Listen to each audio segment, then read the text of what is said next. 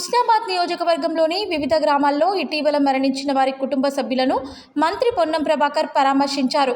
అదేవిధంగా చిగురుమామిడి మండలంలోని చిన్న ములకనూరు వెళ్తుండగా దారిలో వరి నాట్లు వేస్తున్న రైతులతో మంత్రి పొన్నం ముచ్చటించారు.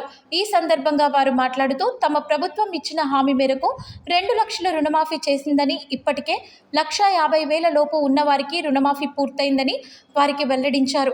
ఒకవేళ రైతు రుణమాఫీ కాని వారు ఎవరైనా ఉంటే మండల వ్యవసాయాధికారిని కలిసి వివరాలు ఇవ్వాలని రైతులకు సూచించారు. తమ ప్రభుత్వం పంటల బీమా పథకాన్ని అమలు చేస్తున్నామని, గతంలో పంట నష్టపోయిన వారికి ఎలాంటి నష్టపరిహారం వచ్చేది కాదని తెలిపారు. వరి నాట్లు ఎలా జరుగుతున్నాయని, వ్యవసాయ పనులు జరుగుతున్న తీరుపై ఆరా తీశారు. వ్యవసాయ పనుల్లో మహిళా రైతులు పాడిన పాటను ఆసక్తికరంగా గమనించారు.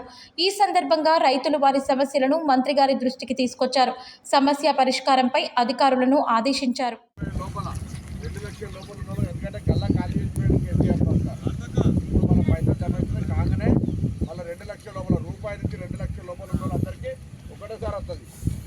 తప్పిపోయి ఉంటే కూడా ఏవో గెలవండి, ఆధార్ కార్డు నెంబర్ని ఎందుకు తప్పిపోయింది, ఎందుకు రాదు, ఎందుకు వస్తుంది, పొరపాటు ఉందంటే కరెక్షన్ చేస్తారు.